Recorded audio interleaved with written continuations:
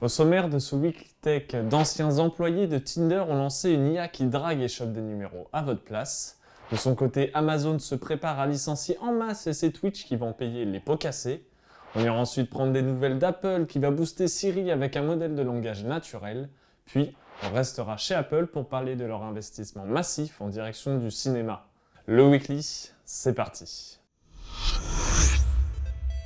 Depuis la fin de l'année 2022, l'intelligence artificielle a considérablement bouleversé le quotidien de nombreuses personnes. Les premiers à avoir frappé ont été OpenAI avec le lancement de ChatGPT, puis ça a été au tour de Microsoft et de Google d'annoncer à leur tour des solutions à base d'IA. Et pour ceux qui ont pu tester ces nouveaux outils, je pense que nous pouvons nous accorder sur le fait que c'est assez bluffant. Une petite phrase ou un long pavé et l'intelligence artificielle se met directement au travail pour rédiger une réponse, créer une photo ou même une musique. Mais comme toute bonne chose qui explose d'un coup, les usages étranges, voire très limites, ne tardent pas à apparaître. L'une des dérives de l'IA dont nous allons parler aujourd'hui concerne donc les applications de rencontres et plus particulièrement Tinder.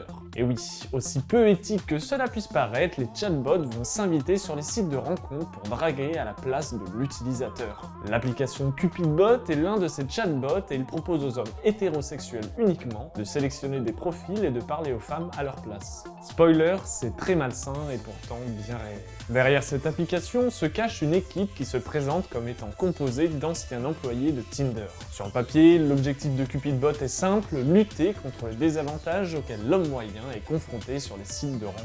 Et le fonctionnement de cette IA est tout aussi simple puisque pour 14 € par mois, l'algorithme sélectionne des filles qui correspondent au goût de l'utilisateur et fait en sorte d'avoir des conversations de qualité avec elles jusqu'à obtenir une heure et un lieu de rendez-vous.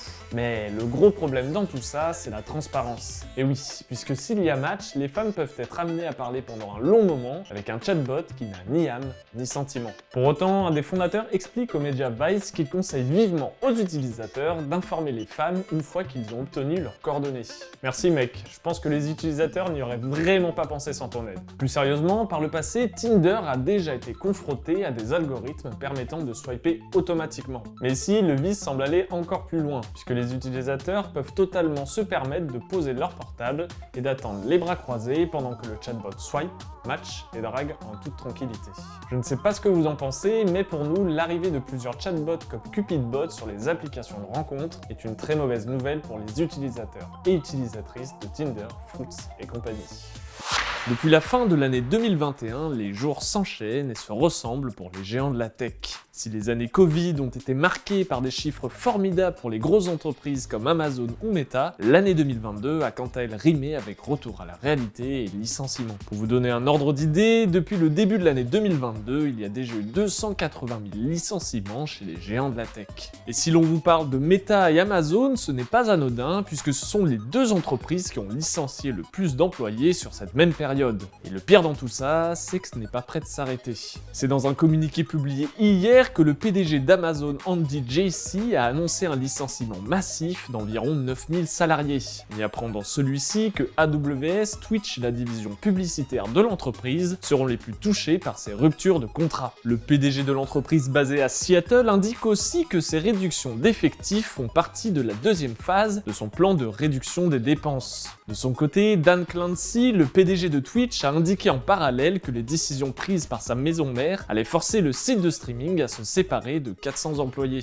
Il écrit « Comme de nombreuses entreprises, notre activité a été affectée par l'environnement macroéconomique actuel et la croissance des utilisateurs et des revenus n'a pas suivi nos attentes. Afin de gérer notre entreprise de manière durable, nous avons pris la décision très difficile de réduire la taille de notre effectif. » Un nouveau coup dur qui arrive quelques jours seulement après le départ de son PDG historique, Emmett Shear. Comme pour Meta et Amazon, Twitch subit donc à son tour les contre-coups de la pandémie. L'augmentation du temps passé en ligne en raison des restrictions liées au Covid a conduit à une forte augmentation des embauches dans les entreprises technologiques. Cependant, les récentes incertitudes économiques ont entraîné une diminution de ces embauches et ont conduit certaines entreprises à réduire la taille de leurs équipes pour s'adapter à la situation actuelle. Lors de ces derniers mois, les géants de la tech ont fait d'immenses avancées sur l'intelligence artificielle tant du point de vue des textes que des images ou de la vidéo.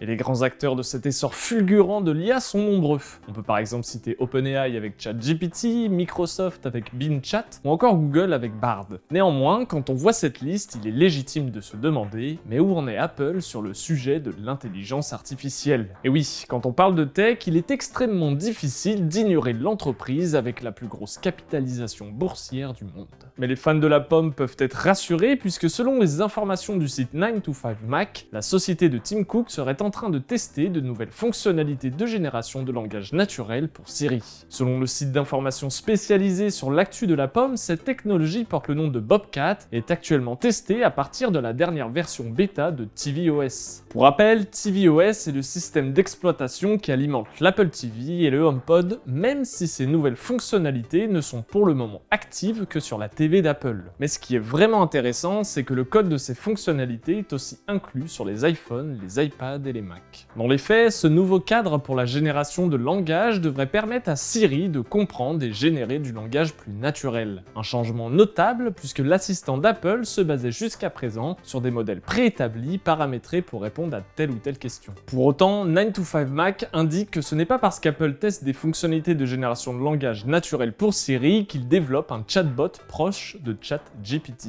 Cette dernière information vient d'ailleurs corroborer les informations du journaliste de Bloomberg, Mark Gurman, qui déclarait récemment qu'Apple ne travaillait pas activement sur une IA à la Bard ou à la ChatGPT. Comme vous vous en doutez, il n'existe pour le moment aucune date de lancement officielle pour cette technologie qui porte le nom de Bobcat, et lorsque l'on connaît un peu Apple, il y a fort à parier que la société prendra son temps avant de déployer plus généralement ces nouvelles fonctionnalités pour Siri. Comme je l'expliquais un peu plus tôt cette semaine, Apple est l'entreprise avec la plus grosse capitalisation boursière au monde. Si elle est principalement connue pour ses smartphones, ses tablettes et ses ordinateurs, la pomme a depuis quelques années élargi son champ des possibles en sortant deux services, Apple Music en 2015 et Apple TV+ en 2019. Et si on en croit les dires du média américain Bloomberg, Apple compte aller plus loin en investissant $1 milliard par an dans la production de films destinés à une sortie au cinéma. L'objectif de cet investissement n'est pas seulement d'ajouter des recettes au box-office au bilan annuel d'Apple, mais aussi d'améliorer sa position à Hollywood et d'acquérir la reconnaissance de la marque dans l'industrie cinématographique. Et avec cet investissement massif, Apple veut se créer une plus grande notoriété dans l'industrie pour attirer plus de stars. De plus, les films ont jusqu'à présent occupé une partie minoritaire dans le budget d'Apple TV+, puisque la plateforme a préféré investir dans des séries comme Ted Lasso ou The Morning Show. À côté de ça, l'une des différences que devra affronter Apple pour passer des sorties sur sa plateforme aux sorties dans les cinémas du monde entier sera le coût de la promotion du film, qui peut parfois atteindre $100 millions. Néanmoins, et même si ça va coûter cher, Apple compte profiter du fait que les salles de cinéma ne se soient pas encore remises de l'effet de la pandémie pour se placer comme un nouveau distributeur et donc augmenter les ventes de billets. Enfin, cet investissement pourrait aussi permettre à la pomme de récupérer des parts sur un marché ultra concurrentiel où Netflix et Prime Video règnent en maître. Et si ce mouvement contribue à stimuler Apple TV+ et à faire remonter la plateforme sur le marché, Tim Cook et ses équipes auront tout gagné. Le Weekly Tech, c'est déjà fini, rendez-vous la semaine prochaine.